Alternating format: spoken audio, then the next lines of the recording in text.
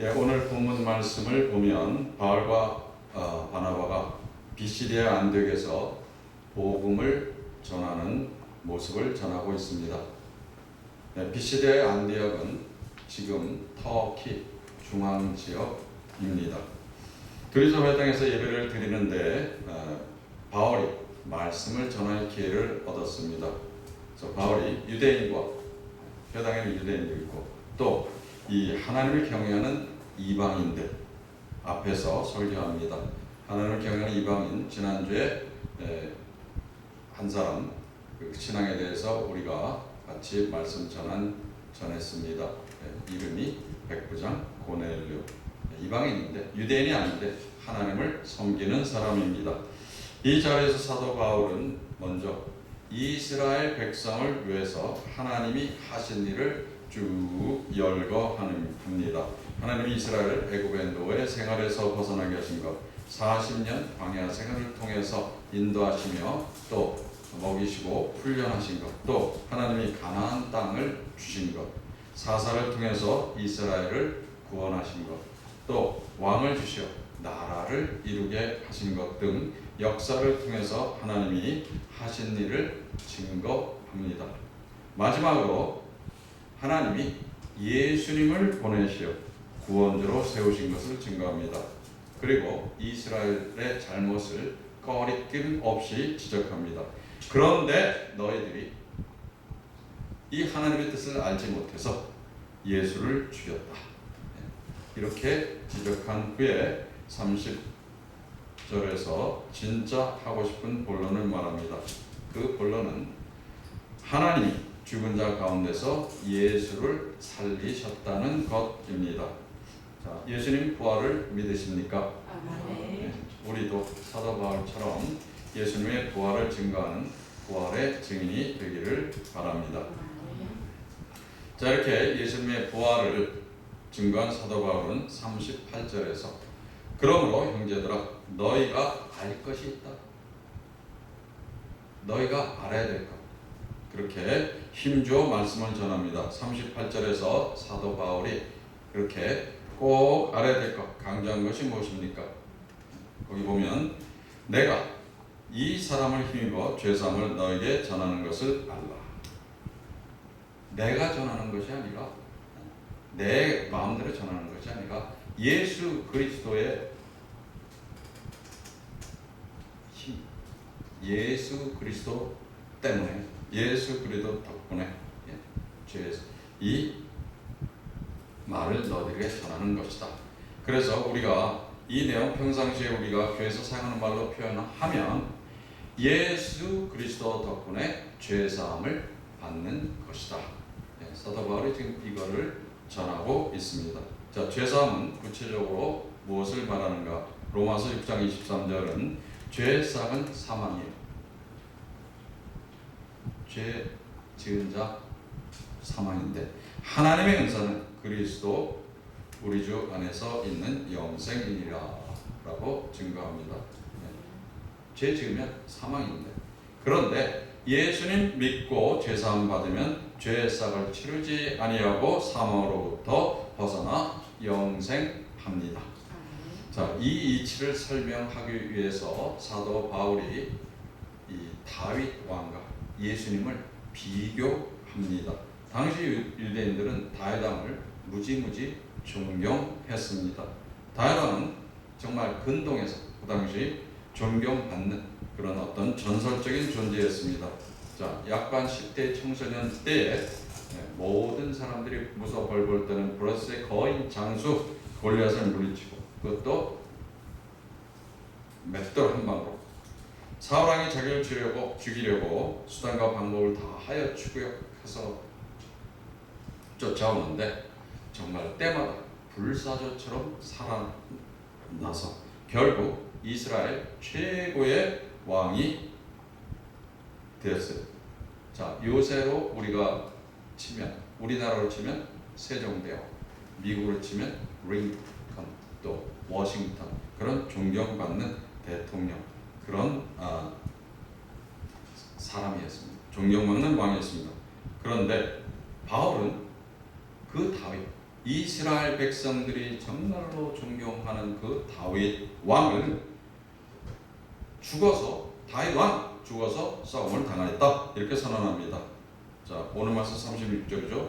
다윗은 가로하고 거기에는 없지만 그렇게 훌륭한 사람 왕이었지만 가로 닫고 조상들과 함께 묻혀 썩임을 당하였다. 반대로 바울은 예수님은 썩음을 당하지 않았다 이렇게 3번이나 계속 강조합니다. 오늘 말씀 34절 하나님께서 죽은 자 가운데서 그를 일으켜서 다시 썩음을 당하지 않게 하셨다. 35절 37절도 거듭하여 그렇게 얘기합니다. 37절만 읽어드립니다. 하나님께서 살리신 이는 썩음을 당하지 아니하였나니. 자, 바울이 왜 예수님과 다윗 왕을 이렇게 비교하고 있습니까? 너희 유대인들이 존경하고 자랑하는 이 다윗 왕 썩음을 당했다. 하지만 너희 유대인들이 십자가에 못 박은 예수 그리스도는 썩음을 당하지 아니했다 하는 것을 강조하고 있는 것입니다. 자, 예수님은 죽음을 당했지만 썩음 당하지 않고 부활하셨다는 것을 강조하는 것입니다. 이 믿음을 가지면 예수 그리스도를 힘입고 가로하고 뭐예요? 설명하면 예수 그리스도 덕분에 사망을 이기고 영생하는 특권을 너희들이 누리는 것이다. 이것을 지금 바울이 강조하여 전하고 있습니다. 자, 그래서 오늘 말씀에 따르면 우리 기독교인들이 알아야 할 첫 번째 진리는 죽음을 당하여서 썩지 아니하는 부활하신 예수 그리스도를 믿으면 우리도 죽음을 이기어 부활하여 영생한다는 것입니다. 이어서 사도 바울은 39절에서 우리 그 유대인들 그리고 그 회당에 있는 사람들 알아야 될 것 두 번째 사항을 선포합니다. 너희가 알아야 될 것은 이 사람을 힘입어 누구예요? 예수 그리스도를 힘입어 믿는 자마다 의롭다 하심을 얻는 이것이니라. 유대인들이 지금 뭐로 구원받는다고 생각하고 있습니까? 율법대로 행해야 구원받는다고 생각하고 있습니다. 사도 바울도 마찬가지였습니다. 사도 바울이 자기 자신을 바리새인 중에 바리새인이라고 스스로 소개합니다. 그런데 그렇던 사도 바울이 지금 하는 얘기의 중심은 무엇이냐? 율법으로는 안 되고 예수 그리스도를 통해서 의로움을 얻는다고 못을 받고 있습니다. 자, 율법은 정죄하기 위한 것입니다. 율법에 의하면 의롭다 할 사람은 없습니다. 뭐냐면 율법을 갖다 들이대면 원죄, 자범죄, 도덕적인 죄, 경범죄, 모르고 지은 죄, 알고 지은 죄 다 정죄 대상이기 때문입니다. 그런데 예수 그리스도를 믿으면 이 모든 죄가 다 용서받을 수 있는 죄입니다. 그러니까 우리가 찬송 불렀는데 내가 의로워서가 아니라 예수 그리스도의 십자가의 보혈의 공로 덕분에 예수님의 은혜 덕분에 우리가 구원을 받았다는 것입니다. 자, 출애굽할 때 하나님이 마지막 10번째 재앙을 내릴 때 애굽의 장자들이 다 죽었어요. 그런데 이스라엘 장자들은 한 명도 죽지 아니한 이유가 무엇입니까? 어떻게 제압했습니까? 유대인들이 의로워서가 아니라 유대인들은 하나님의 말씀대로 어린 양의 피를 물선주 인방에 발랐기 때문입니다. 그 어린 양의 피가 딱 있는 집은 이 하나님의 사자가 그 집을 넘어갔기 때문입니다. 자, 마찬가지로 예수 그리스도의 피, 십자가의 보혈을 믿는 자에게는 이 합격 도장이 딱 찍혔어요. 어린 양의 피로 딱 합격. 이게 교회말로는 성령으로 인치셨다 이렇게 표현됩니다. 당시 사도 바울이 유대인들에게 선포한 것이 우리 기독교인들이 알아야 할 가장 중요한 핵심 진리입니다. 그 두 번째 내용은 무엇인가? 우리는 예수 그리스도 덕분에 죄사함을 받았고 의인으로 인정받았다는 것입니다. 자, 우리는 이거 다 알고 있잖아요. 여기 다 교회 오래 다니는 사람들이잖아요. 그런데 문제가 사도 바울이 이것을 강조한 이유가 있습니다. 그 당시 유대인들은 이걸 몰랐어요. 27절을 보면 유대인들이 회당에서 안식일에 외워요. 뭐를 외우느냐? 성경 말씀을 다 외워요. 그런데 선지자의 말을 알지 못하였다 이렇게 기록하고 있습니다.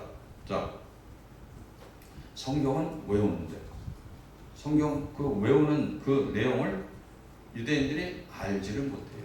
그래서 사도 바울이 그거를 알려주려고 이렇게 쫙 중요한 것을 지금 착착착 요점 정리한 것입니다.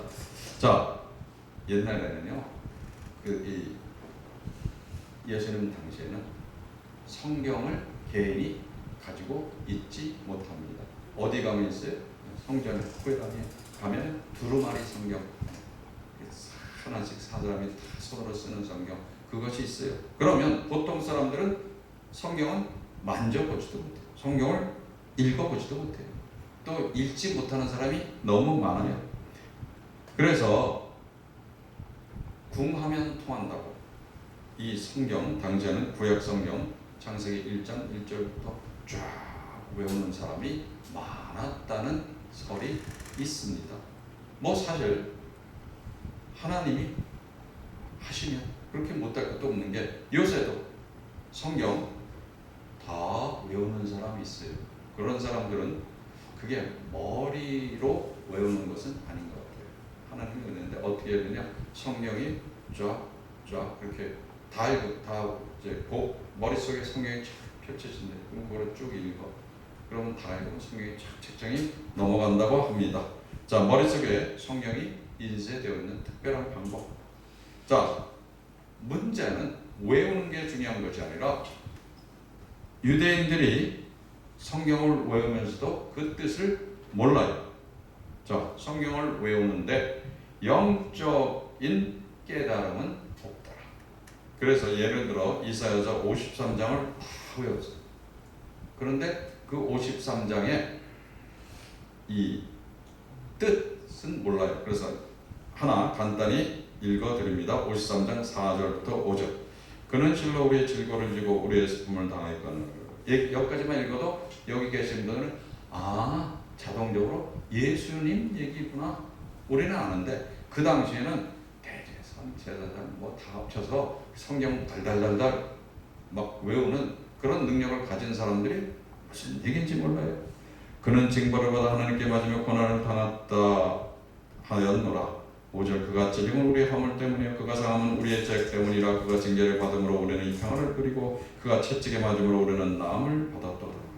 이렇게 하면 우리는 벌써 아멘 소리가 나오잖아요.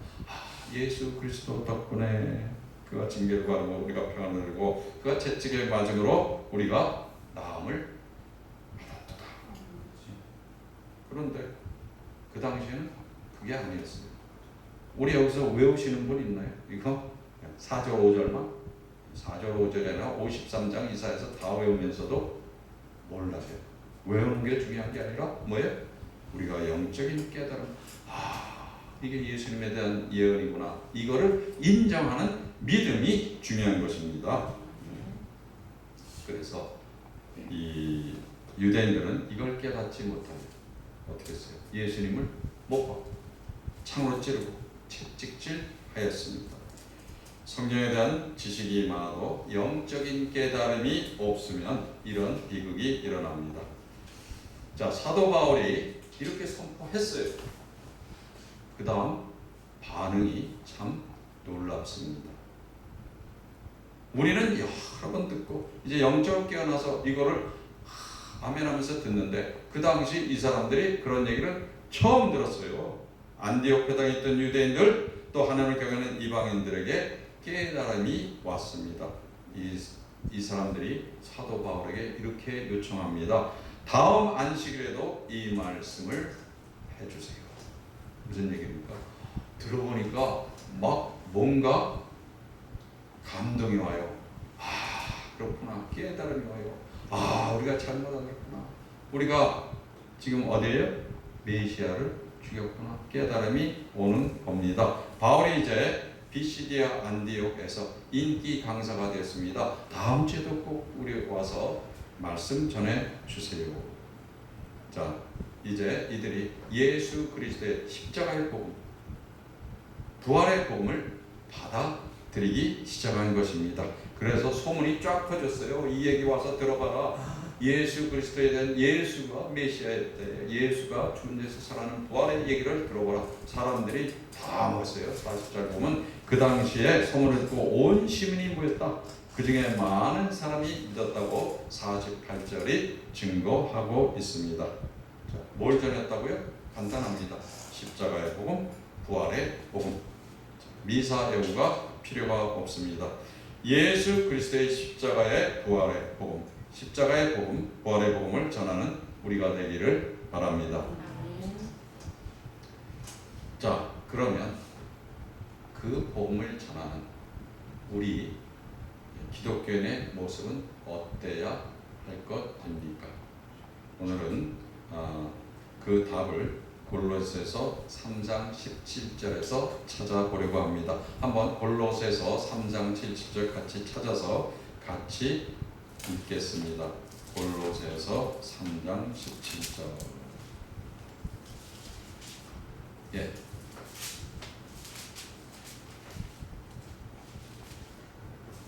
한번 다 같이 읽도록 하겠습니다. 시작.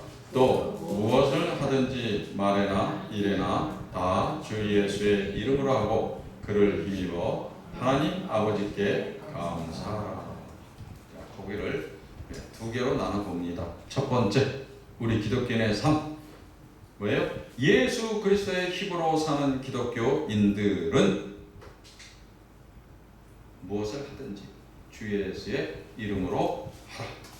이는 기독교인들이 뭘 하든지 예수님 의식하면서 하라는 얘기입니다. 다른 말로 예수님 이름 걸고 말하든지 행하든지 다 그렇게 하라는 뜻입니다. 기독교인들이 듣기 제일 기분 나쁜 말.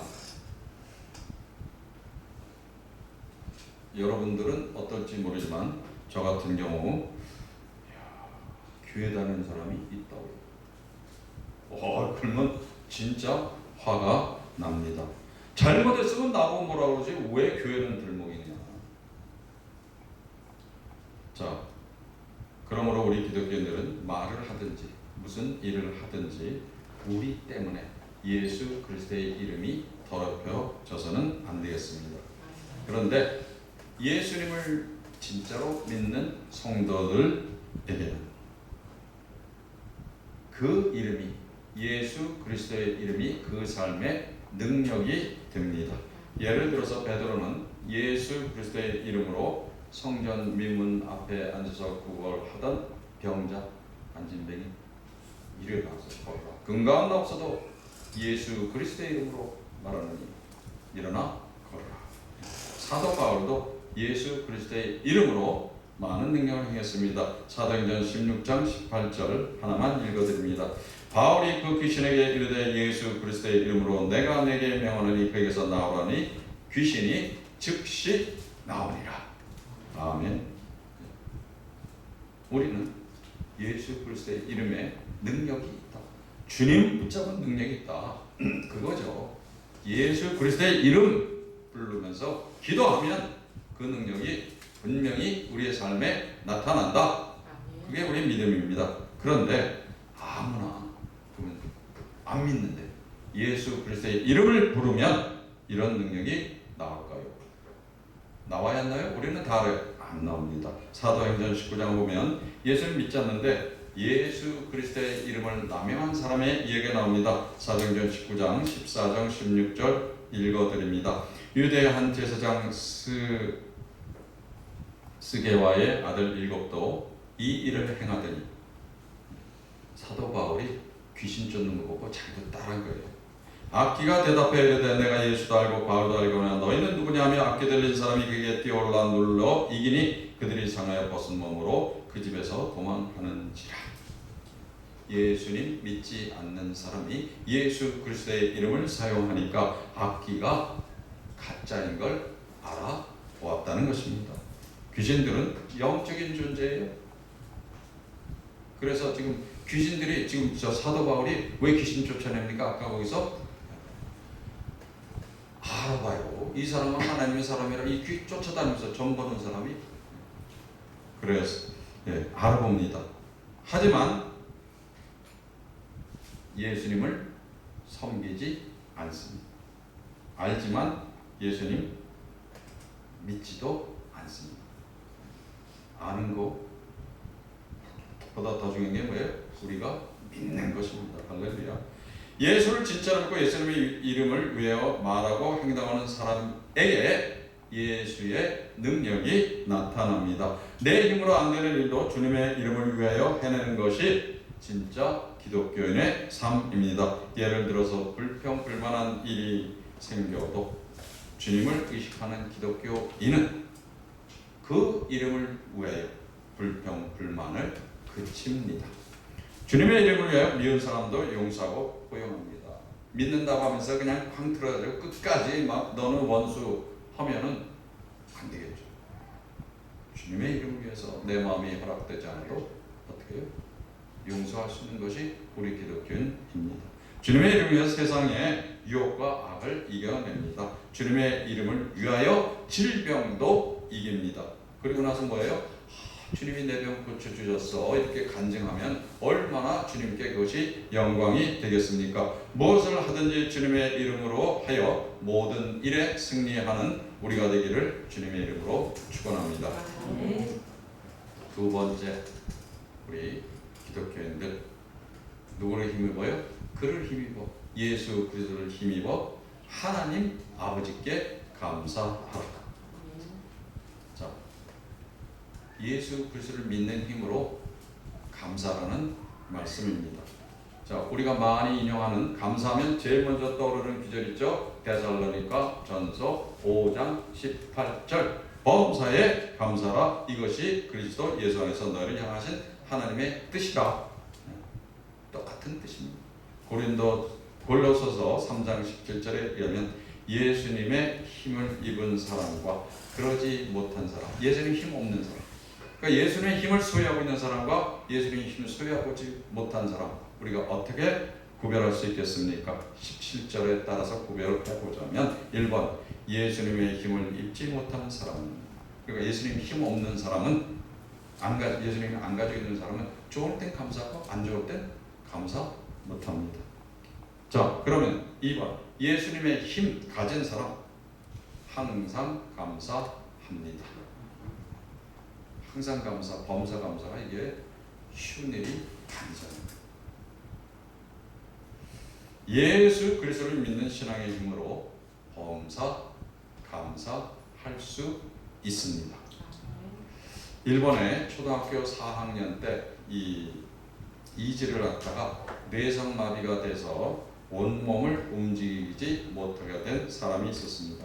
이 사람이 할 수 있는 일은 그냥 가만히 있는 겁니다. 가만히 있으면서 귀는 열려 있으니까 들려요. 가만히 있으면서 눈은 열려 있으니까 보여요. 그런데 눈동자 요거 하나 깜빡깜빡 하는 거 외에는 움직일 수 있는 것이 없는 사람입니다. 이거 하나도 못 움직이게 되었습니다. 그래서 머리는 크는데 이게 움직이지 않으니까 요 몸통은 조금 흐느적 일어 세우면 흐느적 그냥 어떻게 쓰지 못하고 앉지도 못합니다. 자, 이 사람의 어머니가 신앙이 좋았습니다. 움직이지 못하는 아들을 위해서 성경책을 이렇게 눈 보이는 데다 놔줘요. 그리고 자기는 일하러 나갑니다. 그러면 이 아들이 하루 종일 하는 일은 그 성경책 쳐다보고 있어요. 근데 이 손이 넘겨주면 좋은데 못 넘기니까 성경책 펴놓고 가면 그 펴진 그 페이지 두 쪽만 하루 종일 읽고 있습니다. 어느 날 이 사람이 고린도전서 12장을 읽게 되었습니다. 고린도전서 12장에는 사도 바울이 자기 육체의 가시, 하나님 이것 좀 제거해 주세요. 3번이나 기도했는데 하나님이 이렇게 대답하십니다. 나의 은혜가 네게 족하도다. 이는 나의 능력이 약한 데서 온전해짐이라. 이 말씀이 이 사람의 머리를 꽝 쳤습니다. 주님의 은혜가 나에게 족하구나. 내가 사지를 움직이지 못하지만 주님의 능력은 나의 약한 데서 온전해지는구나. 그날 이후 이 사람이 감동을 받고 변화됩니다. 자신이 움직일 수 있는